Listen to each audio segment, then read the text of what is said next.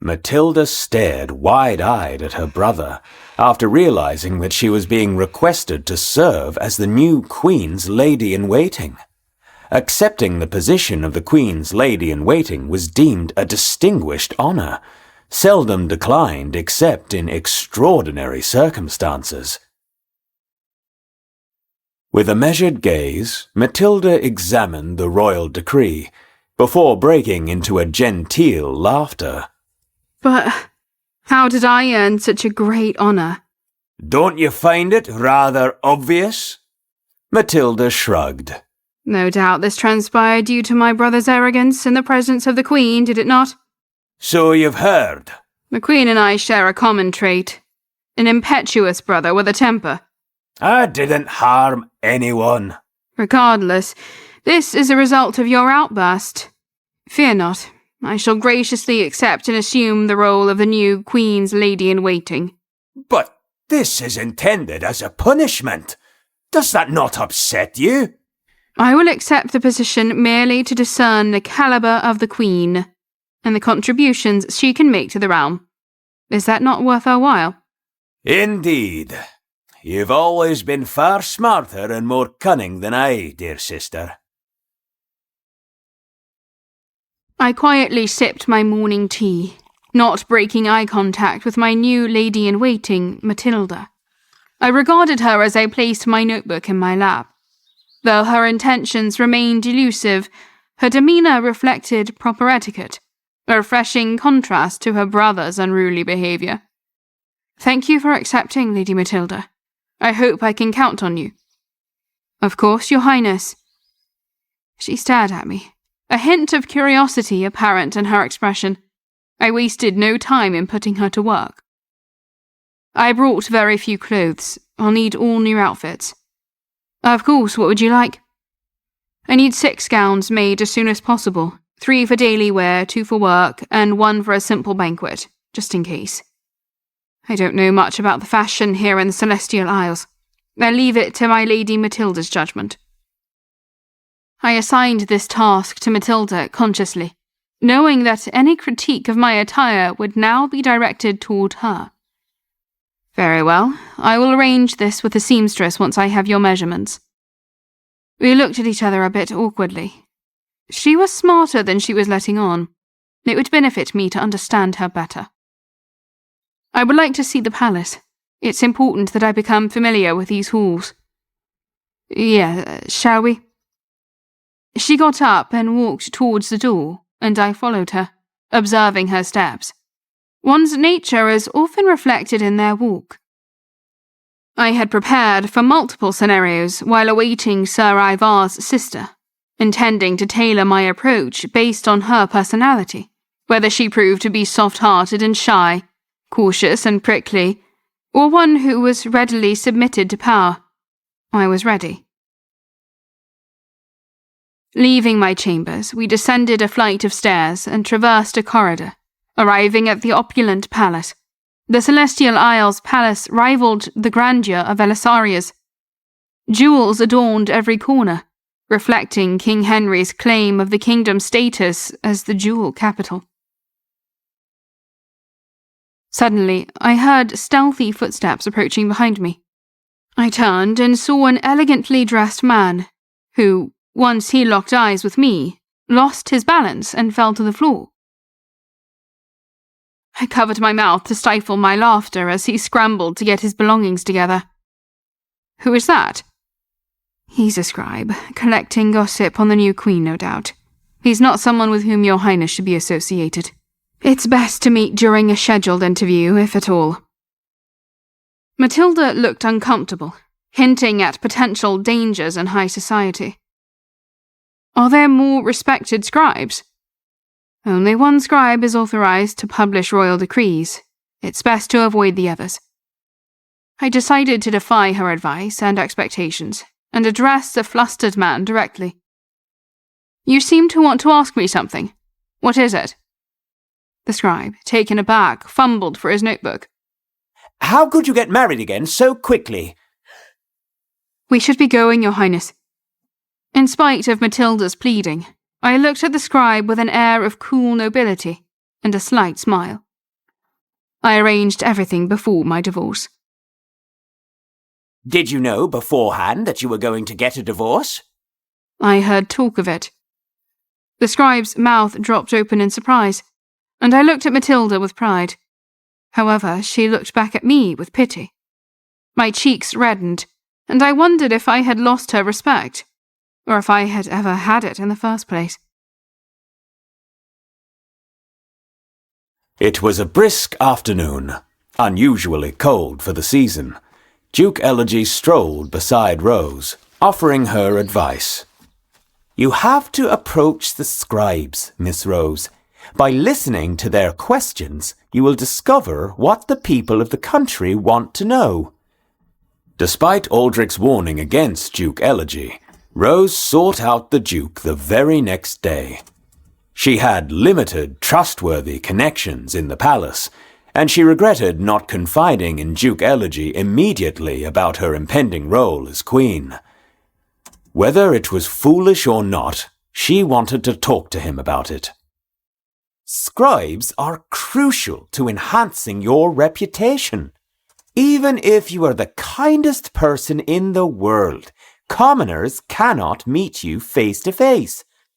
If you want to reach the commoners, stay close to the scribes. I don't know if I want to. What do you mean you don't want to? Miss Rose, you said you wanted to become the queen to protect yourself and the baby. Have you changed your mind? It's not that. Do you believe you're safe now that Queen Bronwyn is gone? That's right. No one will hurt me now. The next queen might reject you even more. It's a serious matter. Don't take it lightly. Rose was desperate to end this conversation. It gave her anxiety, but it was also simply boring. Fine. You want me to be friendly to all the scribes. That's it, right? No. Do you know how many types of scribes there are? I don't know. There are only 2 kinds. Let me guess. Good scribes and bad scribes. Scribes who are friendly to the nobility and scribes who are hostile to the nobility. But just because they are friendly to the nobles does not mean they are friendly to the imperial family, nor does being hostile to the nobles mean they are hostile to the imperial family. Yes, I understand. Eager to end the conversation, Rose feigned understanding. She was hoping the time had come for them to gossip about things that were more entertaining. Her new parents and the deposed queen were some of her favourite topics, but much to her disappointment, Duke Elegy continued. The commoners are undoubtedly hostile to the nobility, Miss Rose. Be aware of this difference and decide who to be close to. I need the support of the commoners, so I need to be close to the scribes friendly to the commoners. But how do I know who is friendly to the commoners and who is friendly to the nobility? You must read. Read every article you can. Rose held back tears. This position was becoming far more challenging than she anticipated, perhaps even more than she was prepared for.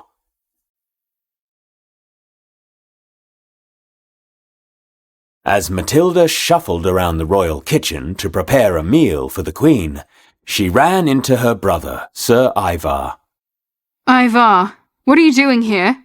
I came to find out what happened today. What are your thoughts on the new Queen? She's difficult to read. She doesn't betray what she's thinking or feeling in either good or bad situations. Matilda lifted her skirt slightly and pointed to her swollen feet. I've been walking around all day, showing her the royal palace. She shuddered at the memory. The Queen entered each room, checking every inch of the interior, as if she were a spy and not the Queen. Instead of a tour of the royal palace, it seemed like a way for people to see her face. How would you compare her to Catherine? I think she'll do well. Catherine is graceful and beautiful. Bronwyn is both of these things, but she has an air of cunning to her as well. She'll lead not just with beauty, but with her intelligence. I fear to disappoint you, brother, but I must say it appears that we may be in good hands after all. I see. And how is it to serve her? Not too unpleasant, I hope. Matilda contemplated it for a moment, and then responded with brutal honesty. No, I didn't dislike it. As long as she walks a little less, I can continue to be her lady-in-waiting. This is not what Ivar had hoped for. The siblings, now with divided loyalties, stared at each other, their differing opinions left unspoken. I tapped my toe impatiently, calculating the time Matilda had been gone. I counted the steps from the central palace to our location. The strain on her tired legs likely slowed her pace, but even so, it was too long a time for her to be gone doing an errand. She must have been talking to someone. If I had to guess, it was her brother, Sir Ivar. But what could they be discussing? So lost in my own thoughts, the knock at my door took me by complete surprise. I looked towards the door, where I expected to find my visitor. But with another knock, I realized it was coming from the window. There was only one person it could be.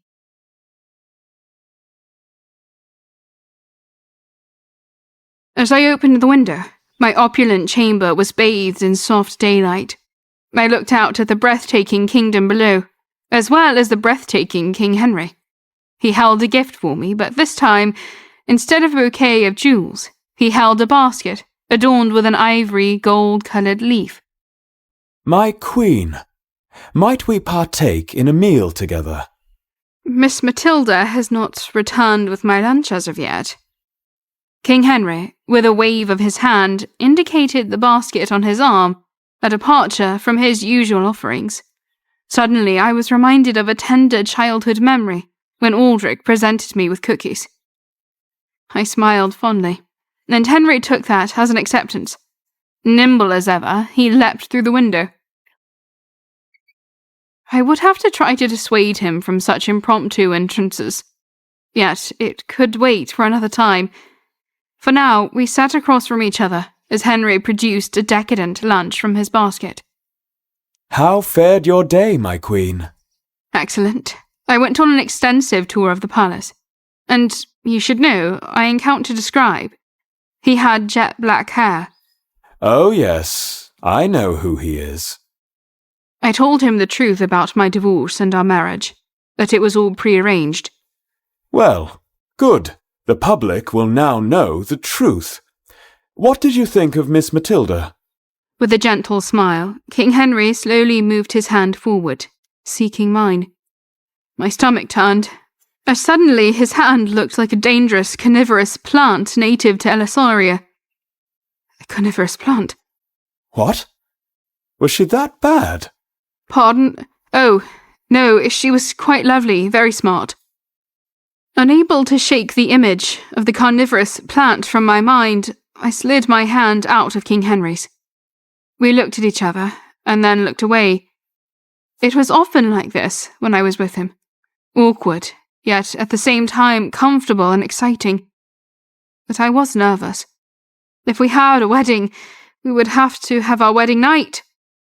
He was clearly ready for that moment, but I was anxious about it, even though I found him so beautiful, and my body responded like a wild animal to his touch.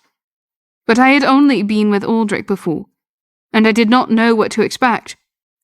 Thinking about the wedding night, I felt even more awkward. Trying to ease the tension, I shifted my attention to the lunch. This is quite an exquisite meal. I prepared it myself. Really? I'm impressed. I'm pleased you like it. May I ask you a favour?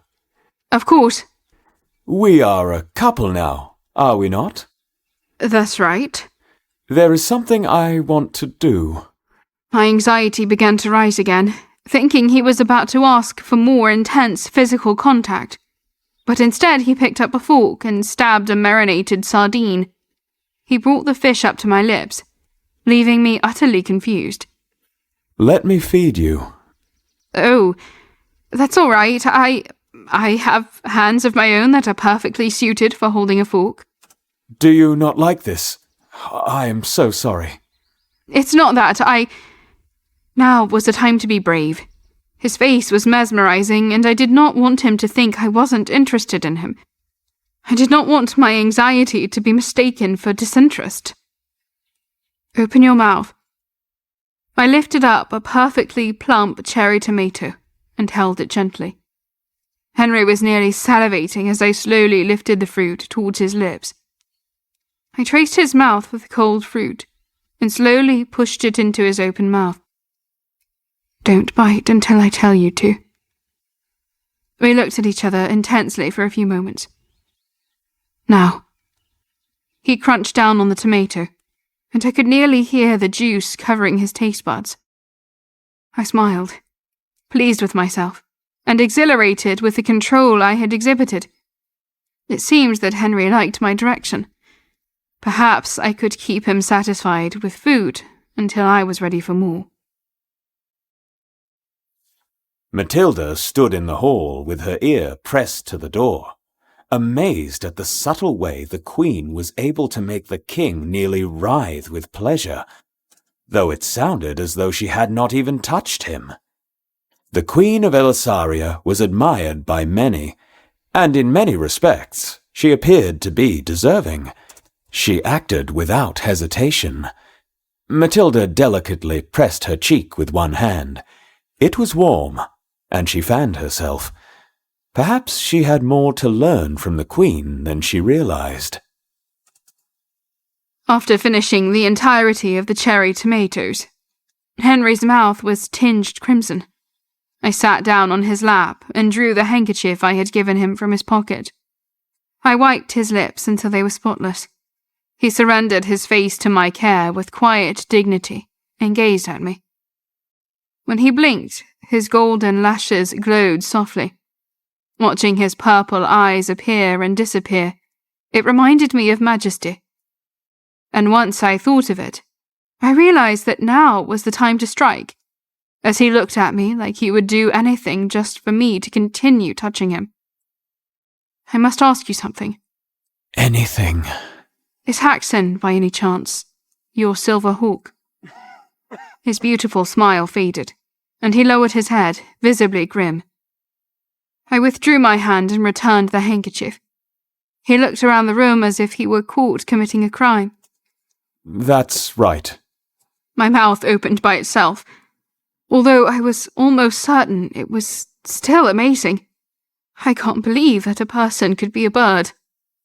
So, is he a member of the bird-headed tribe? Well, yes, but it's better not to call it that, Your Majesty. Oh, has it changed its name? No, it's not that, but, it's not a name that the tribe members like. Where did you learn this information? Elisaria's court sorcerer. He raised his eyebrows. Although he was smiling, he looked serious. What's wrong? It's no secret that the tribe once existed, but it must be kept confidential that the tribe is still alive. I see. There is one more thing I would like to ask you. Instead of saying, "Ask me anything," as he did before, he smiled anxiously, afraid of what I would say next. I looked him in the eye and asked him more carefully this time. Perhaps Majesty is also a bird of that tribe? He shuddered and looked down. If Majesty is also a person, would that make you feel bad? A little. It's not that he did anything wrong, but I was quite open with him. I hugged him, kissed him, and changed clothes in front of him. It would be truly embarrassing if Majesty turned out to be one of my husband's subordinates, even though he always turned away when I changed clothes, and he never tried to kiss me. I see. Well, this is all very good to know. Now I must be on my way. Thank you for sharing a meal with me. Where are you going? I will see you soon, Your Majesty. King Henry scurried down the hall, considering what to do about what Bronwyn had gathered about him and his tribe. He scratched his head frantically, muttering to himself to such an extent that servants stared at him in bewilderment as he walked by them. I must tell her the truth, but what if she is angry? Her cold, cruel eyes are so attractive that it thrills me just to look at them. But I do not want those eyes to show hostility to me. Everything about the tribe is confidential and not to be talked about openly. But family is the exception, so I could tell her now. I will do so, but I will wait until her ladies-in-waiting arrive from Elisaria. I sat, stunned, frozen in the same position King Henry had left me in. I continued to ponder what I had just learned, so much so that when I fell asleep that night, I was still thinking about it. It was also the first thing that came to my mind when I woke up in the morning. I washed my face, brushed my teeth, and took a bath. I put on the new dress Matilda brought me and did my hair. And still, King Henry's anxious expression didn't disappear from my mind. If he had only been a little calmer when discussing the topic, I wouldn't have thought that much about it. But his attitude was noticeably different when he talked about Haxon compared to when he talked about Majesty. The members of the bird-headed tribe would likely be related by blood, and King Henry was cousins with Haxon. King Henry's anxious reaction, the blood relationship, and didn't both Majesty and King Henry have purple eyes and golden hair? Oh my goodness. He would not be so jittery about the subject of Majesty unless it was him.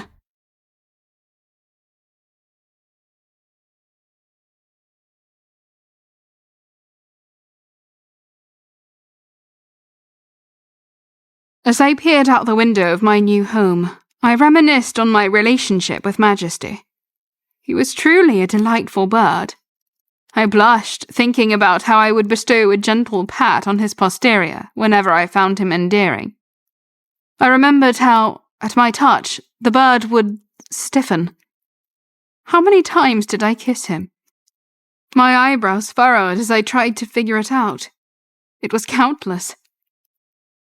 I was so caught up in these thoughts that I did not notice my new lady-in-waiting, Matilda, enter my room.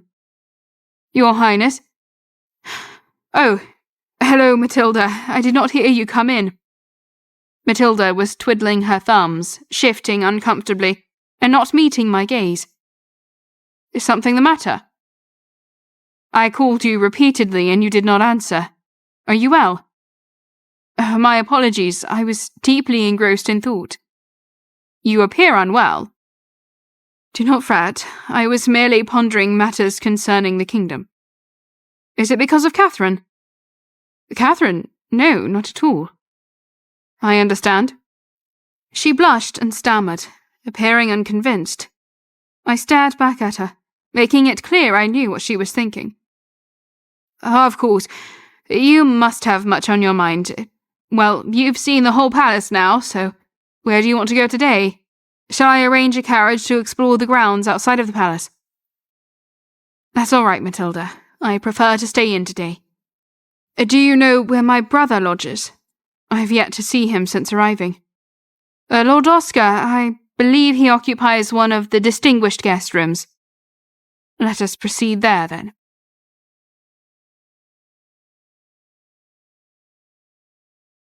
I'm uncertain, but I believe it's one of these. Ah, yes. This door has a plaque with his initials. I couldn't help but smile as I stood in anticipation of my brother answering the door. Who would have thought that this is where we would find each other next? I smiled, giddy like a child. Oscar? I looked at Matilda, who looked as confused as I felt. Perhaps he went out? He generally does not stay in one place for more than a few days at a time. I should have known. Yes, Your Highness, I'm sure he's at a local tavern or museum.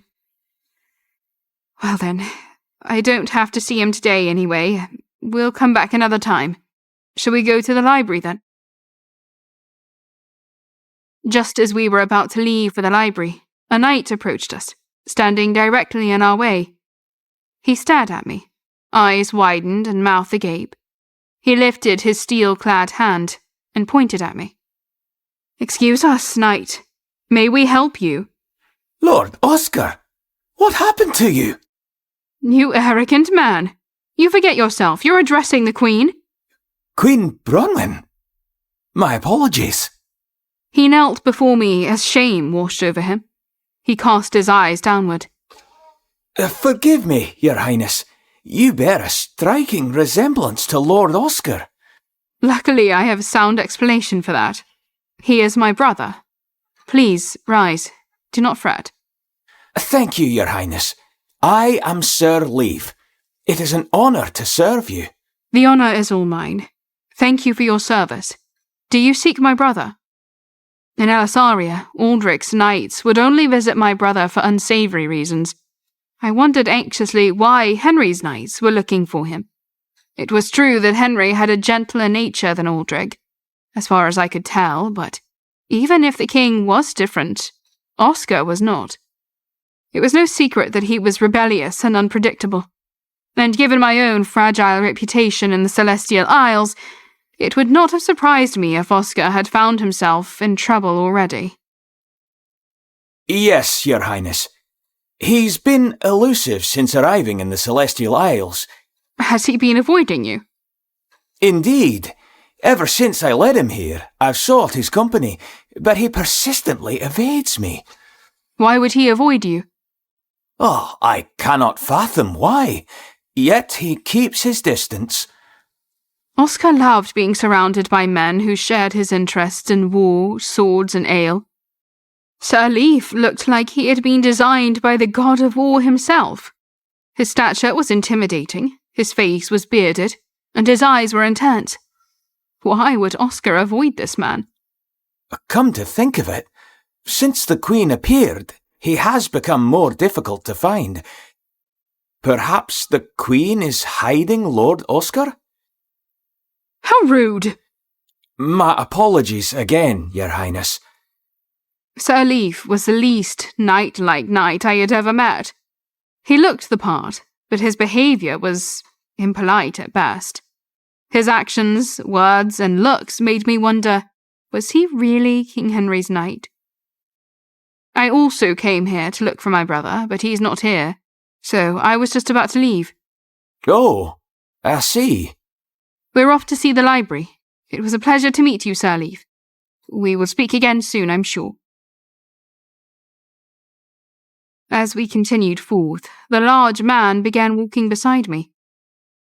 Is there more you need to discuss, Sir Leaf? Yes, Your Highness. I have a younger sister. She is very nice and lovely and good at everything she does. Yes, go on. But she's too naive. I'm a little worried because she doesn't even notice that men are interested in her. I see. Of course, although naive, she's still intelligent and brilliant. You understand that, right? Well, I have never met her, but I can take your word for it. I did not understand why this man kept walking in the same direction as me. Excuse me, Sir Leaf. Yes, Your Highness. I am thinking of going to the library now. I understand. I can recommend a good book. I don't need your recommendation. Then can the Queen recommend one for me? The knight seemed to have no intention of leaving my side. As we walked, we strode past one of Lady Catherine's former ladies-in-waiting. I gave her a queenly smile and a nod, but Sir Leaf seemed unable to contain a strange enthusiasm at the sight of this woman. Oh, she's a lady-in-waiting for the former Queen. What was going on? Had he been sent by Catherine to spy on me? Why would he behave so erratically in front of one of her ladies-in-waiting? The thought lingered, but it wasn't the case. Oh, I'm very popular. Everyone flushes at the sight of me. You are, indeed, quite overwhelming. I couldn't go to the library with this noisy night, so I decided to go the way I had memorized yesterday. By the way, Your Highness, don't you intend to have more ladies-in-waiting? 2 of my former ladies-in-waiting from Elisario will be coming soon. There will be 3 of us, but that is not enough, Your Highness. My queen, I recommend my sister as a lady-in-waiting. Matilda, who had been barely tolerating Sir Leaf this whole time, shook her head and gently grabbed my arm. It was a sign that I should not do this. Perhaps Matilda was familiar with this strange man's sister. She's very nice and will be a great help to you. It would be an honour for our family. I would never forget your kindness as long as I live. Can you tell her to come see me tomorrow? Yes, thank you. The knight literally sprinted down the hall in excitement. I could only imagine what type of person his sister was going to be. But at this point, I was honestly a bit curious. Some entertainment at the very least. I looked at Matilda, who was quite discontent from the look on her face. What a strange man. He looked so desperate I could not turn down his request.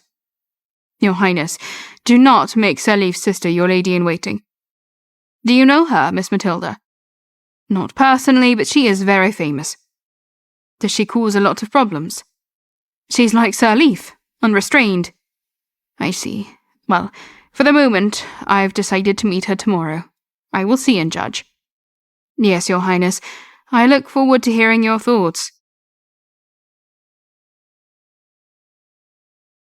The next morning, I sipped my tea and looked directly at Sir Leaf's sister, who lived up to her reputation to say the very least. The woman was brutish, abrasive, and one of the least ladylike women I had ever encountered. I'm Cedrica Violet, Your Highness. I immediately realised why Matilda did not want Sir Leaf's sister as my lady-in-waiting. I studied her strange outfit, a lace purple dress and pearls, but on her back, a large spear hung. It is a pleasure to meet you, Miss Cedrica. Her eyes widened, and she appeared almost moved. It seemed as though no one had ever called her Miss before. My apologies. Since I was knighted, everyone calls me only Sir Cedrica. Have you been knighted? Yeah. As she cast her gaze downward, I made eye contact with Lady Matilda, who silently mouthed to me, "Look at her, absolutely not." Your Highness? Yes, Miss Cedrica. What's a lady-in-waiting do? All right, this meeting is over. Why did you even come here? Matilda. But Cedrica was too ashamed to notice my protest. I felt bad for this strange woman, who followed Matilda out of the room in confusion. I leaned back in my armchair and considered these unusual events. Why did Sir Leaf push his young sister on me when she did not even know what a lady-in-waiting was? It seemed almost as if he had an ulterior motive.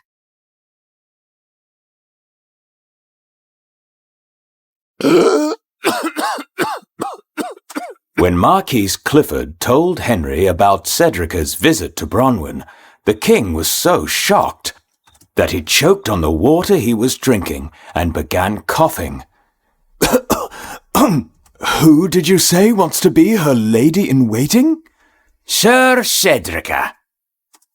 But why? I suppose it seems like an opportunity to be Lady Cedrica. But Cedrica holds such high status already. Both she and her brother are key members of the Underground Knights. Sir Cedrica commands the 2nd Division, and her brother, Leaf, leads the Knights altogether. The Underground Knights were currently only known by the highest-ranking nobility and their servants, but once Henry proclaimed himself emperor, he planned to bring these knights into the public eye. He pressed his hand to his forehead. I appreciate Cedrica as a knight, but I do not want her as my wife's lady-in-waiting. She is literally famous for being brutal. Would she cut my wife's steak with the same hands she uses to behead her enemies? This is all because of Sir Leaf. He is so obsessed with Lord Oscar that he chases him everywhere. In the end, it resulted in this. What are you talking about? Who is obsessed with who? Sir Leaf wants to introduce Cedrica to Lord Oscar, so he chased him every day while your highness was away. I am sure this is the reason he introduced his sister to Lady Bronwyn.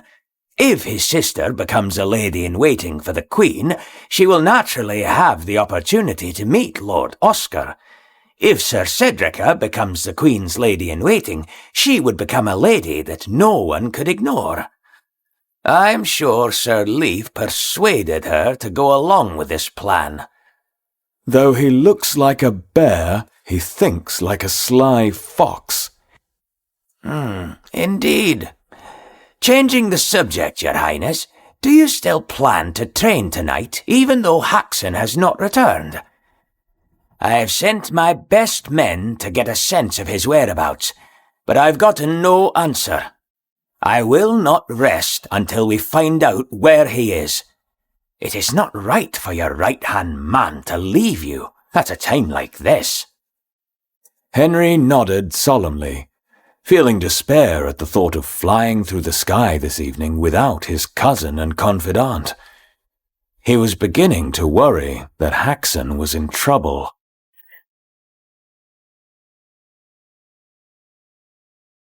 I was curious about Cedrica, so I decided to spend some more time with her. After spending a full day together, I was even more confused. I actually liked her very much as a person.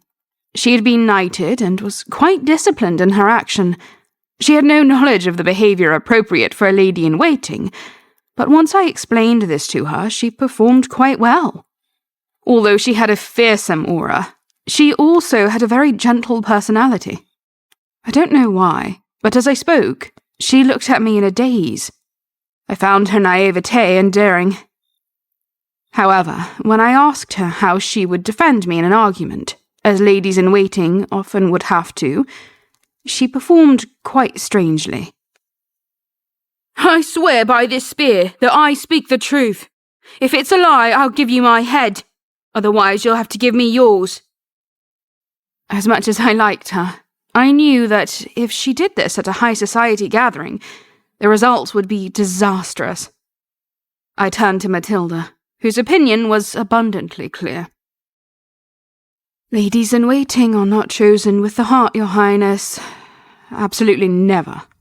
Especially now, when the Queen is being compared to Catherine. You should not become a laughingstock because of your lady-in-waiting. Matilda was right. My ladies-in-waiting were like my mirrors. Their behaviour reflected on me. At times, I would have to take responsibility for their actions and mistakes. Even Laura, my most energetic and outspoken lady-in-waiting, could use the textbook etiquette when necessary. But Cedrica would be a burden. What if she stabbed someone with her spear at a party after I made her my lady-in-waiting based on her feelings, however justified? Despite this, I still liked her. I didn't know what to do.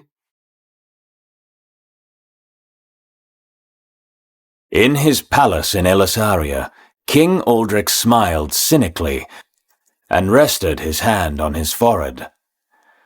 So, Bronwyn is in the Celestial Isles. Are you sure, Baron Lant? Yes, Your Highness. She has settled into the royal palace.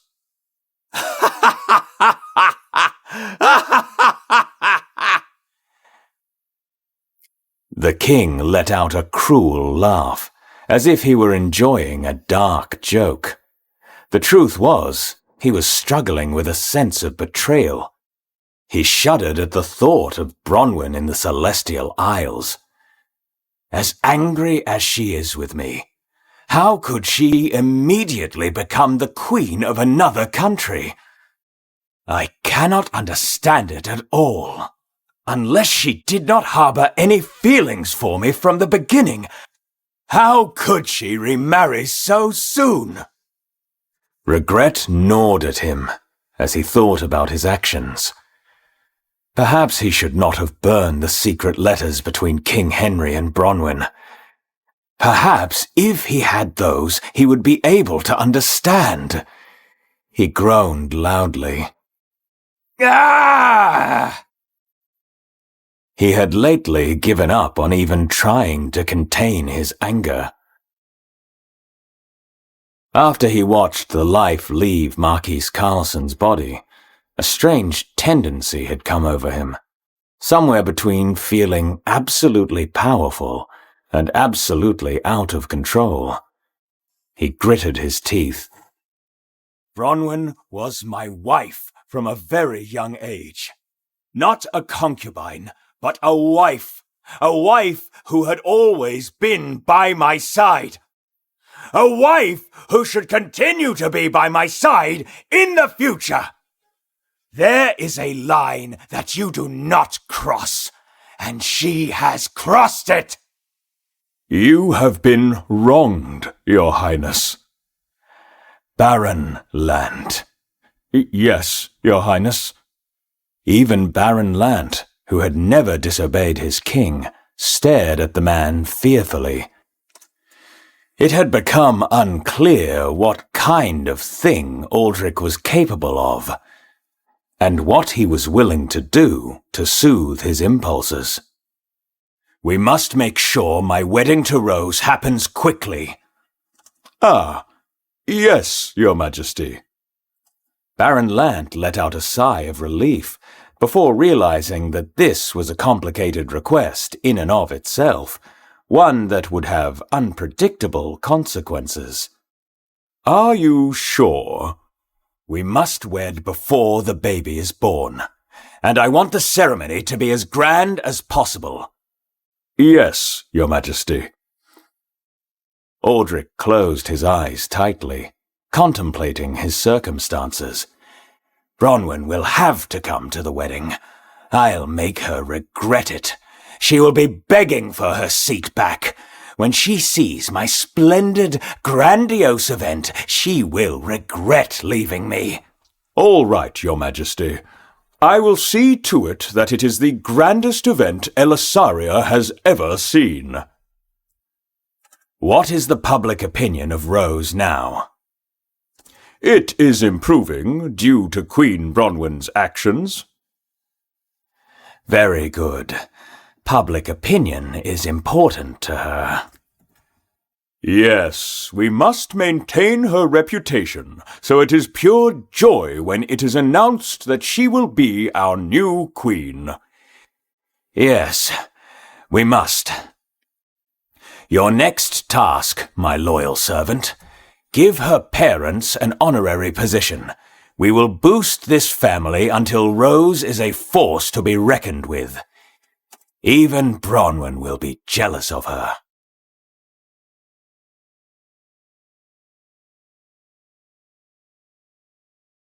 Eventually, I gave up on coming to a decision about what to do about Cedrica.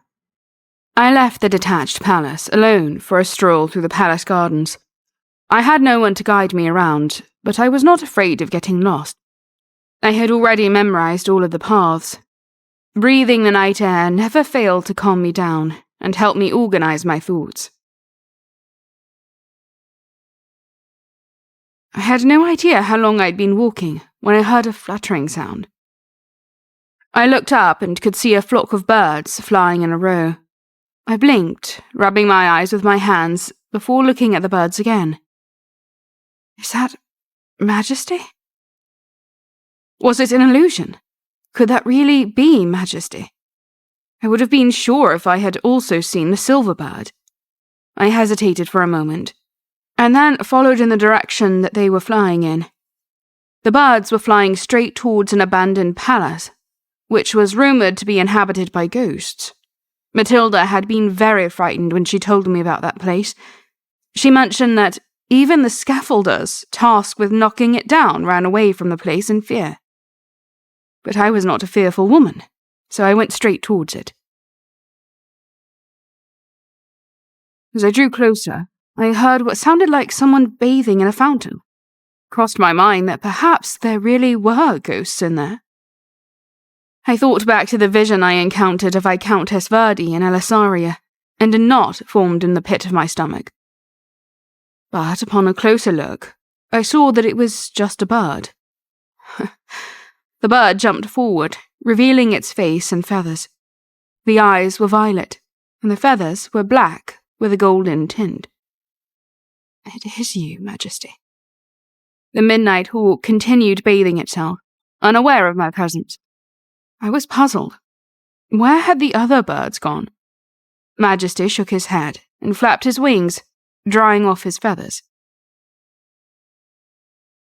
In a magical moment of metamorphosis, the bird's splendor melded seamlessly into human form.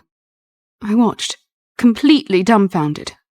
Wet strands of light blonde hair clung to the man's face as he emerged. In that enchanting instant, the ethereal transformation unfolded, blurring the boundaries between the celestial and the terrestrial. But my enchantment was cut short when I looked more closely at who the bird had become. I was looking directly upon a naked King Henry. I froze, concealing a scream. His body was submerged up to his thighs in the fountain, leaving everything above exposed.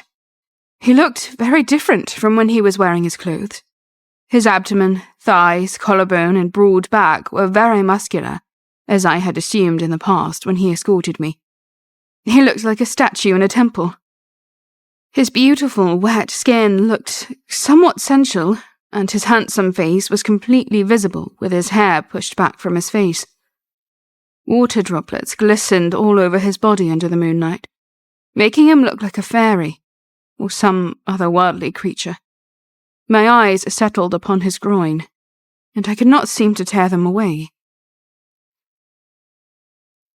The sheer size alone made me blush. Suddenly, he seemed not like a statue or a fairy, but a man. To prevent myself from screaming, I bit my tongue hard. Seeing King Henry's naked body in front of me, I was thinking about what I had done when I had him in my arms. I had hugged, kissed, and laid my hands upon his chiseled backside. I should be mad at him for deceiving me, for being so cruel, but I was too bewildered and too enamored to feel angry. As I stared in amazement, King Henry stepped out of the fountain and headed deeper into the ruins. After waiting there for a moment, I looked around and hurried back to the detached palace.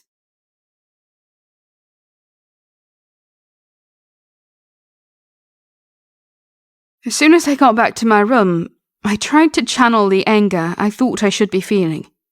I knew I should be furious at Henry for deceiving me, but no matter how hard I tried, all I could think about was his naked body. His nakedness left a strong impression on me. It dwelled in my mind and sent a shock of heat throughout my body.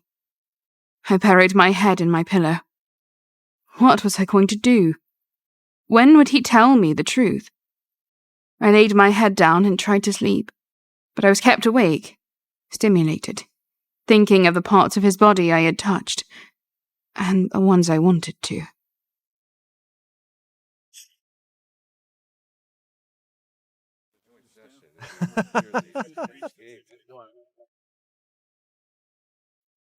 Rose was busy conversing with her parents, or the people who claimed to be her parents.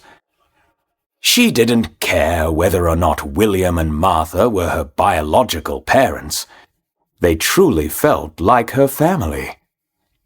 When Baron Lant suddenly entered the room, Rose looked up with a polite smile. "Good day, Baron." Good day, Rose. William and Martha stood up promptly upon Baron Lant's arrival. Rose marvelled at how attentive they were, and smiled with pride at the reflection they would have on her. "See you later then, Mother, Father." Rose bid them a fond farewell. However, Baron Lant halted the departing couple.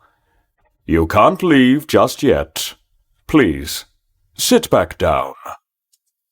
The fake parents, confused, sat anxiously back down on the sofa. Rose, equally puzzled, gazed at Baron Lant. Why are you here? Baron Lant smirked and extended a light yellow parchment to Rose. Perplexed, Rose accepted the parchment and unfolded it. William and Martha grew increasingly nervous as they awaited Rose's reaction.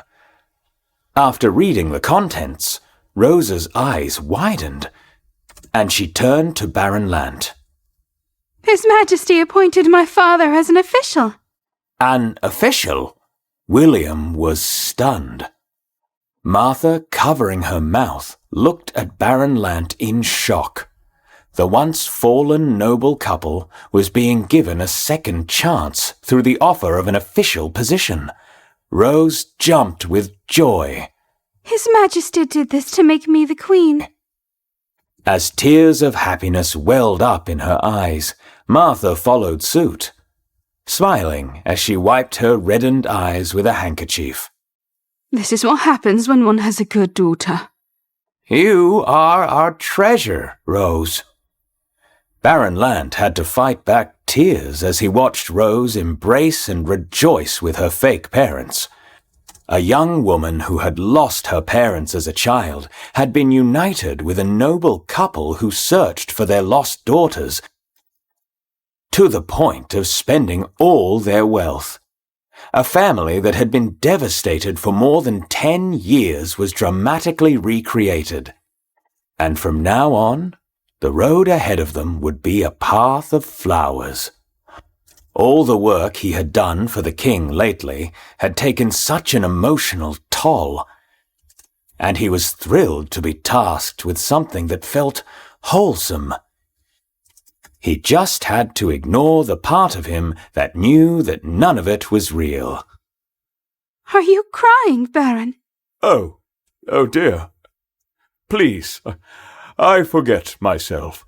There will be many good things to come, I'm sure. I will leave you three to celebrate and take my leave.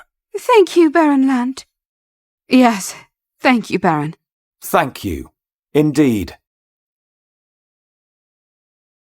After Baron Lant left, Rose took her fake parents' hands. Tomorrow there will be a tea party. Would you like to come and share the good news? Rose couldn't wait to present her fake parents and their new status to the nobility. She was excited to show everyone the good relationship she had with them, just as Aldrich had hoped.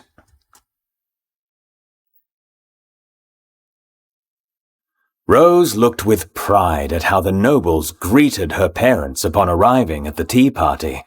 The atmosphere of the event was purely celebratory, with no undertones of drama or dissent. For the first time in a long time, Rose felt relaxed and prepared to actually enjoy the party. She thought to herself that she was now sitting in the same place where Duchess Betha used to hold her tea party.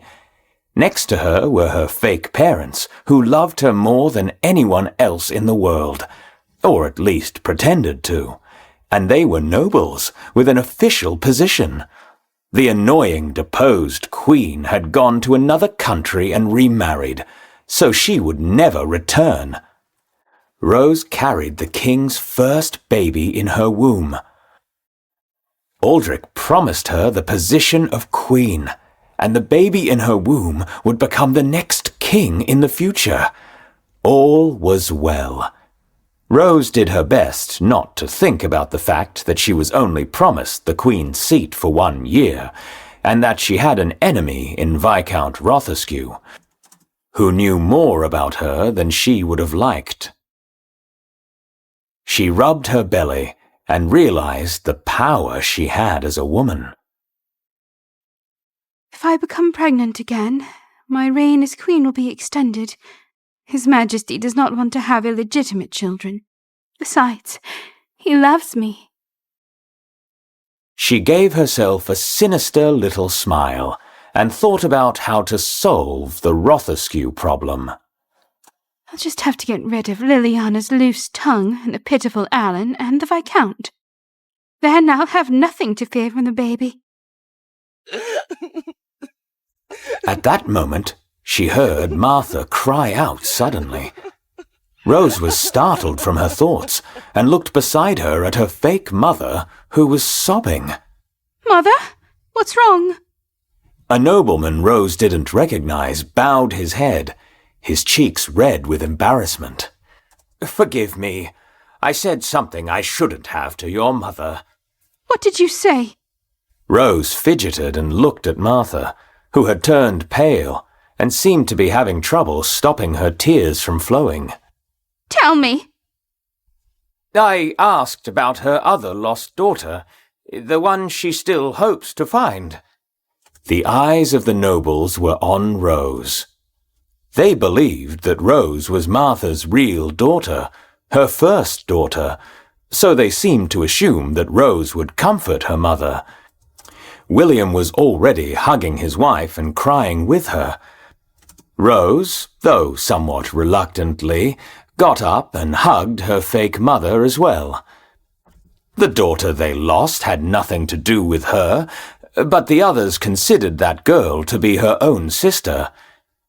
She realized that she would have to pretend to want to find this missing girl. Her blood boiled at the thought of sharing the affection from William and Martha with someone, but she knew how to give the people watching her what they wanted. How dare you bring that up and upset my parents at this party? All we want in this world is to find my sister. Mother, father, do not worry. Now that we're in these high positions, it will be impossible not to figure out what happened to our dear family member. Martha looked up in tears upon hearing Rose's promise. Really? You're going to look for Wren? Rose was inwardly upset, but nodded hurriedly. Of course. Once the fake family had finally calmed down, Rose noticed the teary eyes of the nobles watching them. Clearly, they deemed this spectacle profoundly moving. Witnessing this, Rose resumed her seat, seemingly unaffected. However, no matter how much she laughed and chattered, happiness eluded her. The notion of seeking a fictitious sister, with whom she shared no blood and who held no use for her, was deeply unsettling. She harbored resentment for the coerced promise. Had it emanated from her heart, or if Martha had made a private request, the circumstances might have been different. Even the fake mother, shedding tears in this situation, irked her. She wondered whether she had made a mistake in making these people her parents, rather than the ones Baron Lant brought to her. She sighed inwardly and eventually rose from her seat, expressing her intent to freshen up. In truth, she sought a moment alone to quell her agitation. But during her stroll around the vicinity, she spotted Duke Elegy. Rose promptly approached him. She intended to request his company, yet Duke Elegy was already engrossed in conversation with someone else. She halted and furrowed her brow. The individual Duke Elegy conversed with happened to be the nobleman who had initially brought up the story of her mother's lost daughters. What are they talking about? She wanted to move closer to eavesdrop, but there was no way to do it without being spotted. She narrowed her eyes and whispered to herself. Why would Duke Elegy come all this way to have a serious conversation with a nobleman? He usually prefers the company of women. Was her only friend betraying her? She could not know for certain. For now, she had no choice but to head back to her seat. She felt a heaviness in her heart. Another party was ruined.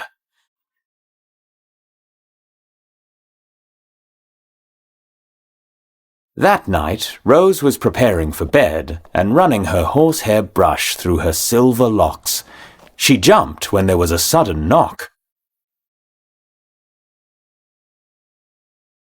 she found herself staring at the nobleman from the party who had brought up her sister. You! What are you doing here? I am here to apologize, Miss Rose. Duke Elegy was very angry with me. Her heart was immediately relieved. He was? Yes, he said that bringing up such a traumatic subject at the tea party was disrespectful, not only to your mother, but also to you, Miss Rose. Oh, yes. You brought up a sore subject out of nowhere and it hurt our feelings. I sincerely apologize. Rose was overwhelmed with relief. There was still one person she could trust completely, and that was Duke Elegy. For a while she was feeling anxious. But fortunately the misunderstanding had now been cleared up. Yet she noticed a strange look on the nobleman's face. Why are you looking at me like that? He studied the beautiful woman with a sigh, and spoke carefully. Duke Elegy seems to like you very much. What do you mean? Nothing. He just asked me to come apologize to you without a second thought. The way a husband would look out for his wife. The nobleman smiled sarcastically, as if he suspected there was something between Rose and Elegy. Well, I'm sure it's easy for a charming beauty like Miss Rose to captivate any man's heart. That's enough. Goodbye. Rose shut the door right in the nobleman's face and breathed heavily. Once she heard him walk away, she blushed and lowered her head. His words were already haunting her. Could Duke Elegy be in love with me? No, it couldn't be true. As she pondered inwardly, Rose blushed even more and fanned herself with her hands.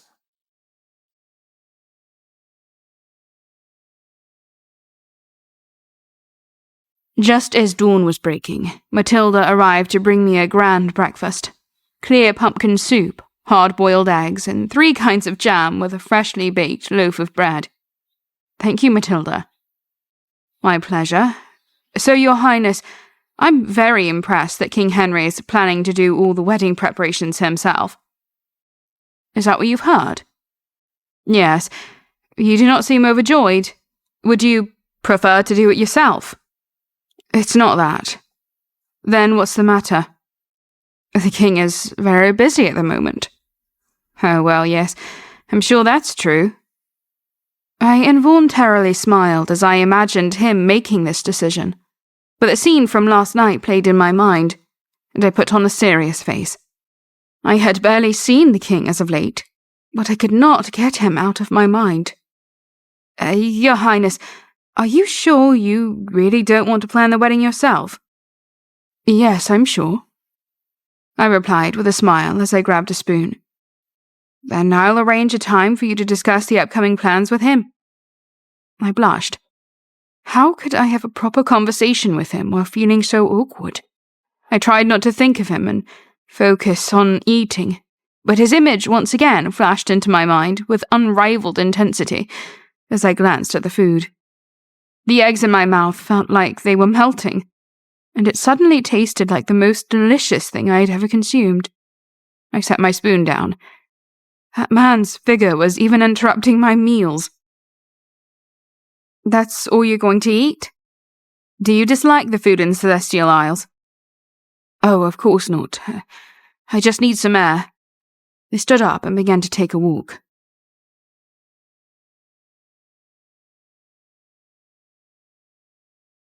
I was counting repeatedly in my mind from 1 to 100 until I found myself exactly where, deep down, I knew I was headed. I was standing in front of the king's office, yearning to look at him once more.